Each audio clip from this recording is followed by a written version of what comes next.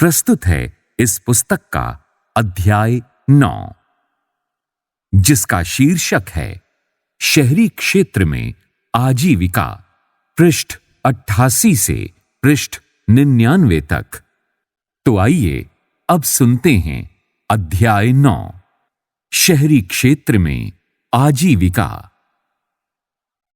पृष्ठ 88।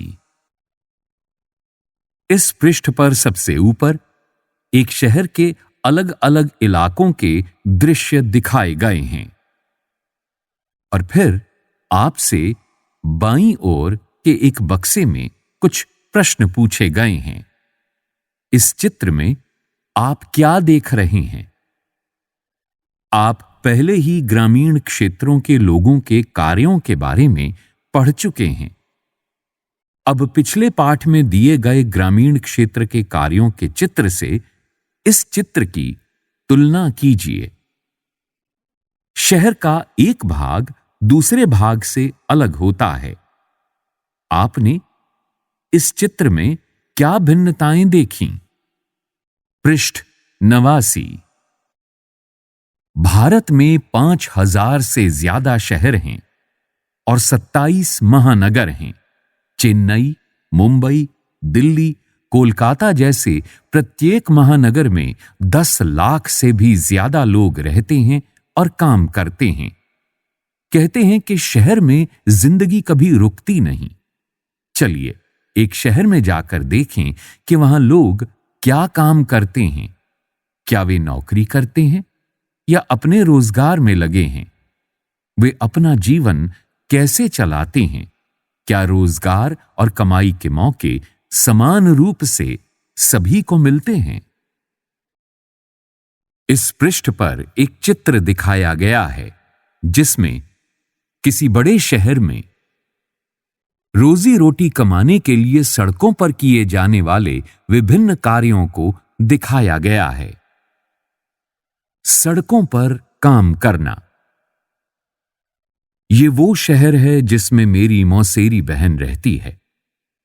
मैं यहां गिनी चुनी बार ही आई हूं। ये बहुत बड़ा शहर है।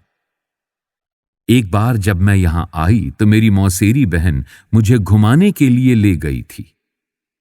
हम तड़के ही घर से निकल गई थीं। जैसे ही हम मुख्य सड़क की तरफ मुड़े, हमने देखा कि वहां काफी चहल पहल थी। पृष्ठ 90।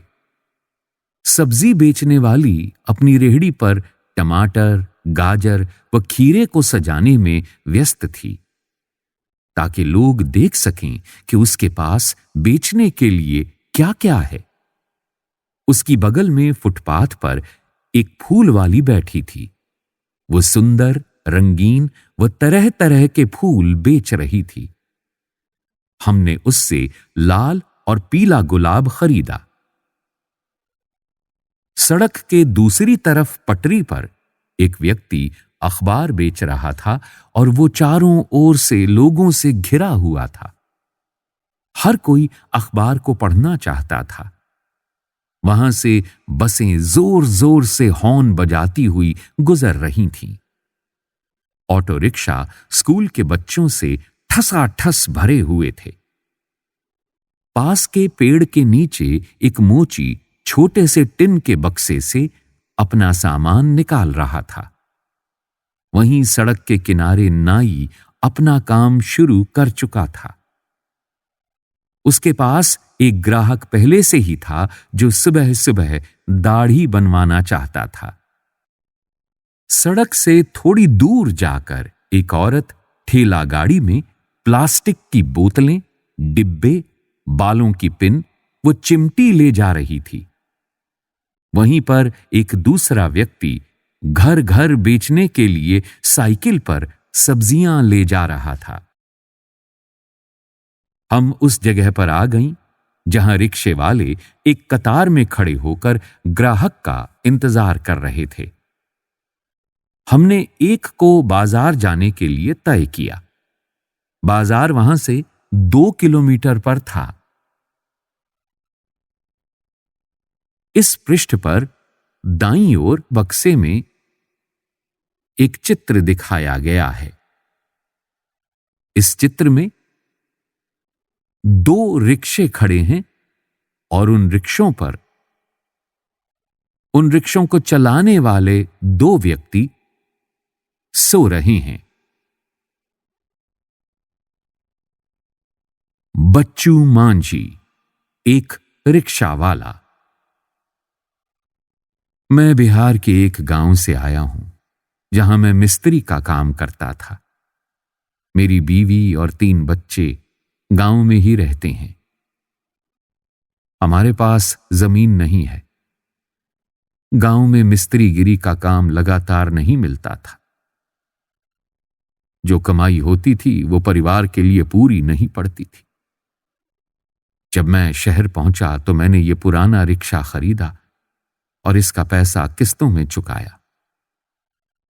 ये काफी साल पहले की बात है। रोज सुबह बस स्टॉप पर पहुंच जाता हूं और ग्राहक जहां भी जाना चाहे उन्हें वहां छोड़ देता हूं। फिर रात को 8-9 बजे तक रिक्शा चलाता हूं। मैं शहर की एक कॉलोनी में आसपास करीब 6 किलोमीटर तक रिक्शा चलाता हूं। दूरी के हिसाब से हर ग्राहक मुझे 10 से 30 रुपए तक देता है। जब तबीयत खराब हो जाती है तब मैं ये काम नहीं कर पाता। उन दिनों कमाई बिल्कुल नहीं हो पाती। मैं अपने दोस्तों के साथ किराए के कमरे में रहता हूं।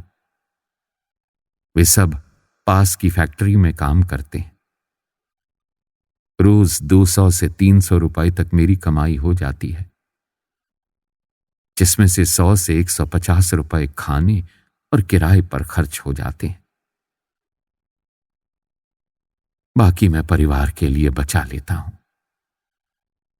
साल में 2-3 बार मैं अपने परिवार से मिलने गांव जाता हूं।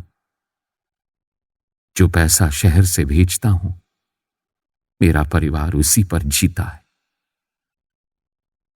कभी कभी मेरी बीवी खेतों में मजदूरी करके थोड़ा बहुत कमा लेती है। पृष्ठ 91। इस पृष्ठ में बाईं ओर ऊपर बक्से में आपसे कुछ प्रश्न पूछे गए हैं। बच्चू मांझी शहर क्यों आया था?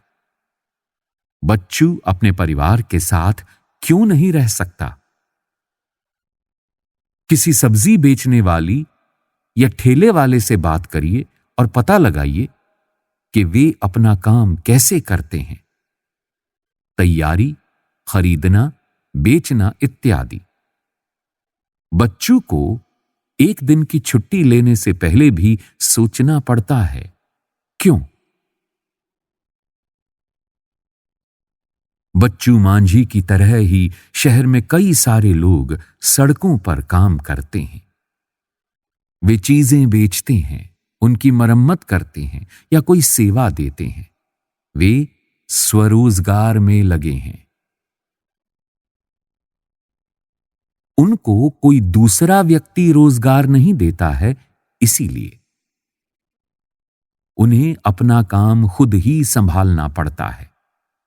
वे खुद योजना बनाते हैं कि कितना माल खरीदें और कहां व कैसे अपनी दुकान लगाएं। उनकी दुकानें अस्थायी होती हैं।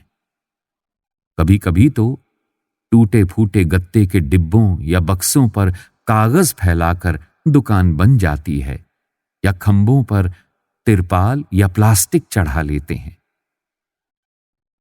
वे अपने ठेले या सड़क की पटरी पर प्लास्टिक बिछाकर भी काम चलाते हैं। उनको पुलिस कभी भी अपनी दुकान हटाने को कह देती है। उनके पास कोई सुरक्षा नहीं होती। कई ऐसी भी जगहें हैं जहां ठेले वालों को घुसने ही नहीं दिया जाता। ठेले वाले जो चीजें बेचते हैं वे अक्सर घर पर उनके परिवार वाले बनाते हैं। परिवार वाले चीजों को खरीदकर, साफ करके, छांट करके बेचने के लिए तैयार करते हैं। उदाहरण के लिए जो सड़कों पर खाना या नाश्ता बेचते हैं, वो ज्यादातर घर पर ही बनाया जाता है। इस पृष्ठ पर एक चित्र दिखाया गया है। उस चित्र के नीचे लिखा है, अक्सर शहर में काम करके आजीविका चलाने वाले कामगारों को मजबूरन सड़कों पर ही रहना पड़ता है। चित्र में ऐसी जगह दिख रही है जहां दिन के वक्त कामगार अपना सामान रख जाते हैं और रात में वहीं खाना बनाते हैं। अहमदाबाद शहर के एक सर्वेक्षण में पाया गया कि काम करने वालों में से 12% लोग सड़कों पर काम कर रहे थे। पृष्ठ 92। हमारे देश के शहरी इलाकों में लगभग 1 करोड़ लोग फुटपाथ और ठेलों पर सामान बेचते हैं। अभी हाल फिलहाल तक गलियों और फुटपाथ पर इस काम को यातायात और पैदल चलने वाले लोगों के लिए एक रुकावट की तरह देखा जाता था, लेकिन कई संस्थाओं के प्रयास से अब इसको सभी के लिए उपयोगी और आजीविका कमाने के अधिकार के रूप में देखा जा रहा है। सरकार भी उस कानून को बदलने पर विचार कर रही है जिससे उन पर प्रतिबंध लगा हुआ था। कानून में बदलाव आने से उनके पास काम करने की जगह होगी और यातायात एवं लोगों का आवागमन भी सहज रूप से हो पाएगा। ऐसा सुझाव है कि शहरों में कुछ इलाके फुटपाथ और ठेलों पर सामान बेचने वालों के लिए तय कर दिए जाएं। ये भी सुझाव है कि उन्हें खुले रूप से आने जाने की अनुमति हो और वे लोग उन समितियों में रखे जाएं जो इन मुद्दों पर निर्णय लेती हैं। बाजार में। जब हम बाजार पहुंची तो दुकानें अभी खुलनी शुरू ही हुई थीं, लेकिन त्योहार के कारण वहां बहुत भीड़ हो चुकी थी। वहां मिठाई, खिलौने, कपड़े, चप्पल, बर्तन, बिजली के सामान इत्यादि की दुकानों की कतार पर कतार थी। एक कोने में दांतों के डॉक्टर का क्लिनिक था। मेरी मौसेरी बहन ने उनसे पहले से ही समय ले रखा था।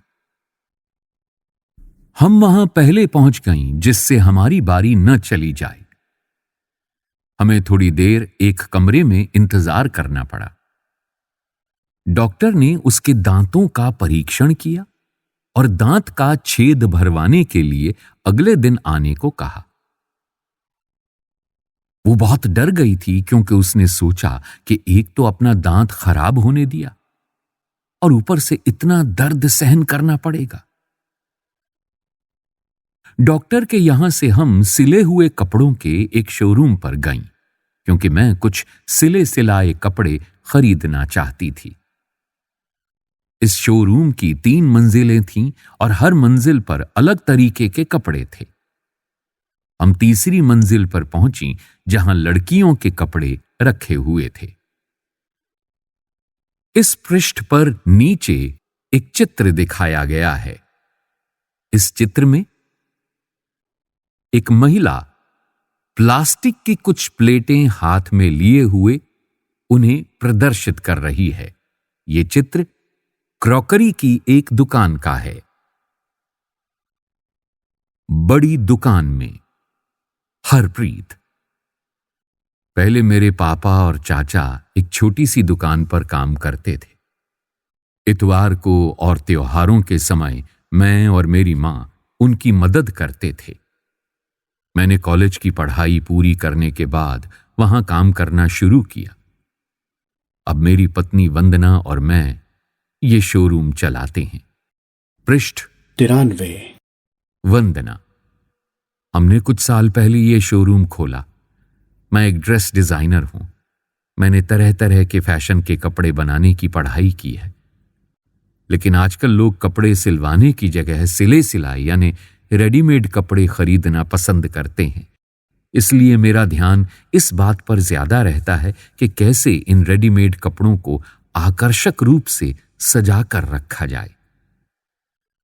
हम अपने शोरूम के लिए अलग अलग जगहों से सामान खरीदते हैं। ज्यादातर माल मुंबई, अहमदाबाद, लुधियाना और त्रिपुर से आता है। कुछ सामान दिल्ली के पास के शहरों जैसे गुड़गांव और नोएडा से भी आता है। कुछ कपड़े हम विदेशों से भी मंगवाते हैं। इस शोरूम को सही रूप से चलाने के लिए हमें कई चीजें करनी पड़ती हैं। हम विभिन्न अखबारों में, सिनेमा हॉल में, टेलीविजन व रेडियो चैनल पर विज्ञापन देते हैं। अभी तो ये शोरूम किराए पर है, पर हम इसे जल्द ही खरीद लेंगे। जब से ये बाजार आसपास रहने वाले लोगों के लिए मुख्य बाजार बन गया है, तब से हमारा व्यापार बहुत बढ़ गया है। हमने एक कार खरीद ली है और पास की सोसाइटी में एक फ्लैट भी ले लिया है। हरप्रीत और वंदना की तरह कई लोग हैं जिनके पास शहर के बाजारों में अपनी दुकानें हैं। ये दुकानें छोटी बड़ी हैं और लोग अलग अलग चीजें बेचते हैं। ज्यादातर व्यापारी अपनी दुकान या व्यापार खुद संभालते हैं। वे किसी दूसरे की नौकरी नहीं करते, लेकिन वे खुद कई लोगों को मैनेजर या सहायक की तरह नौकरी पर रखते हैं। ये पक्की दुकानें होती हैं जिनके पास नगर निगम से व्यापार करने के लिए लाइसेंस होता है। नगर निगम ये निश्चित करता है कि सप्ताह में कौन से दिन बाजार बंद रहेगा। उदाहरण के लिए इस बाजार में दुकानें बुधवार को बंद रहती हैं। इस बाजार में छोटे छोटे दफ्तर और अन्य दुकानें भी हैं जो बैंक, कुरियर इत्यादि की सेवाएं देती हैं। इस पृष्ठ पर ऊपर के बक्से में आपसे कुछ प्रश्न पूछे गए हैं। वंदना और हरप्रीत ने एक बड़ी दुकान क्यों शुरू की? उनको ये दुकान चलाने के लिए क्या क्या करना पड़ता है? एक बड़ी दुकान के मालिक से बात कीजिए और पता लगाइए कि वे अपने काम की योजना कैसे बनाते हैं। क्या पिछले 20 सालों में उनके काम में कोई बदलाव आया है? जो बाजार में सामान बेचते हैं और जो सड़कों पर सामान बेचते हैं, उनमें क्या अंतर है? फैक्ट्री में मैं अपने एक कपड़े पर जरी का काम करवाना चाहती थी जो मुझे एक खास मौके पर पहनना था। मेरी बहन ने कहा कि वो निर्मला को जानती हैं जो एक कपड़े सिलने की फैक्ट्री में काम करती है। पृष्ठ 94। निर्मला के पड़ोसी जरी और कढ़ाई का काम करते हैं। हमने बस पकड़ी और फैक्ट्री की तरफ चल पड़ी। बस खचाखच भरी हुई थी। हर स्टॉप पर लोग चढ़ते ही जा रहे थे और कोई भी उतरने का नाम नहीं ले रहा था। अपनी जगह बनाने के लिए लोग एक दूसरे को धक्का दे रहे थे। मेरी बहन ने मुझे एक कोने पर खड़ा कर दिया ताकि भीड़ में हमारा भुर्ता ना बन जाए। मुझे हैरानी हो रही थी कि लोग रोज ऐसे कैसे सफर करते हैं। जैसे ही बस फैक्ट्री के पास पहुंची, लोग उतरने लगे। हम भी एक मोड़ पर उतर गईं। जान में जान आई। मोड़ पर बड़े सारे लोग समूहों में बाड़ों पर बैठे हुए थे। कुछ टिक कर खड़े हुए थे। उन्हें देखकर लग रहा था कि वे शायद किसी का इंतजार कर रहे थे। कुछ लोग स्कूटरों पर सवार उनसे बात कर रहे थे और रेट को लेकर मोल तोल कर रहे थे। मेरी बहन ने समझाया कि ये लेबर चौक कहलाता है।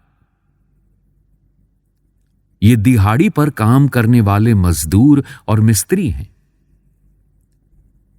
कुछ जहां भवन बन रहे होते हैं वहां मजदूरी करते हैं। कुछ बोझा ढोते हैं और ट्रकों से सामान उतारते हैं। कुछ लोग टेलीफोन की लाइन और पानी की पाइप के लिए खुदाई का काम भी करते हैं। लेकिन इन्हें हमेशा काम नहीं मिलता। ऐसे हजारों अनियमित मजदूर शहर में हैं। हम फैक्ट्री में घुसे तो हमने पाया कि वहां अलग अलग काम के लिए अलग अलग विभाग थे। उनमें ऐसा लग रहा था कि लोगों की कभी ना खत्म होने वाली पंक्तियां थीं। जहां कपड़े सिले जा रहे थे, उस विभाग में हमने देखा कि लोग छोटे से कमरे में मशीनों पर काम कर रहे थे। एक एक व्यक्ति एक एक सिलाई की मशीन पर लगा हुआ था और हर कमरे में ऐसी बहुत सारी मशीनें थीं। जो कपड़े तैयार हो रहे थे वे कमरे में एक तरफ तह करके लगाए जा रहे थे। इस पृष्ठ पर एक चित्र दिखाया गया है जिसमें जमीन पर कुछ मजदूर अपने सामान के साथ बैठे हैं। इस चित्र के नीचे लिखा है, लेबर चौक पर दिहाड़ी मजदूर अपने औजारों के साथ बैठकर लोगों का इंतजार करते हैं। लोग उन्हें काम करवाने के लिए वहीं से ले जाते हैं। पृष्ठ 95। इस पृष्ठ पर दाईं ओर ऊपर एक फैक्ट्री का दृश्य दिखाया गया है जिसमें स्वचालित सिलाई की मशीनों पर कुछ महिलाएं कपड़े सिलते हुए दिखाई गई हैं। हमने निर्मला को ऐसी ही एक जगह पर पाया। वो मेरी बहन से मिलकर बहुत खुश हुई और उसने वादा किया कि मेरे कपड़ों पर जरी का काम करवा देगी। निर्मला कपड़े निर्यात करने वाली एक कंपनी में दर्जी का काम करती है। जिस फैक्ट्री में वो काम करती है वहां अमेरिका, इंग्लैंड, जर्मनी और नीदरलैंड जैसे देशों के लोगों के लिए गर्मी के कपड़े सिले जाते हैं। दिसंबर से अप्रैल तक निर्मला पर काम का बोझ बहुत ज्यादा रहता है। अक्सर वो 9 बजे सुबह काम शुरू करती है और रात 10 बजे तक ही काम निपट पाता है। कई बार और भी देर हो जाती है। वो हफ्ते में 6 दिन काम करती है। जब काम जल्दी का होता है तो उन्हें इतवार को भी काम पर जाना पड़ता है। निर्मला को रोज 8 घंटे काम करने के 280 रुपए मिलते हैं और अतिरिक्त 100 रुपए देर तक काम करने का मिलता है। जून तक काम खत्म हो जाता है तो फैक्ट्री वाले इन दर्जियों की संख्या घटा देते हैं। निर्मला को भी निकाल दिया जाएगा। हर साल करीब 3 से 4 महीने के लिए उसके पास काम नहीं रहता है। निर्मला की तरह ज्यादातर कारीगर अनियमित रूप से काम में लगे हुए हैं। मतलब उनको काम पर तभी आना होता है जब मालिक को जरूरत होती है। उनको रोजगार तभी मिलता है जब मालिक को बहुत सारा काम मिल जाता है या फिर खास मौसमों में काम मिलता है। साल के बचे हुए समय में उन्हें दूसरा काम ढूंढना पड़ता है। निर्मला की तरह की नौकरियां स्थायी नहीं होती। अगर कारीगर अपनी तनख्वाह या परिस्थितियों के बारे में शिकायत करते हैं तो उन्हें निकाल दिया जाता है।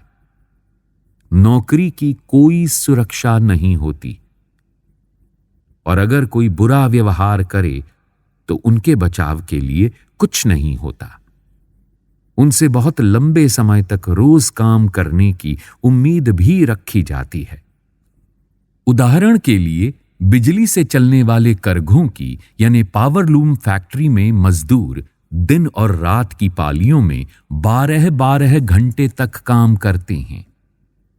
उन्हें 8 घंटों से ज्यादा काम करने की मजदूरी अलग से नहीं मिलती। पृष्ठ 96।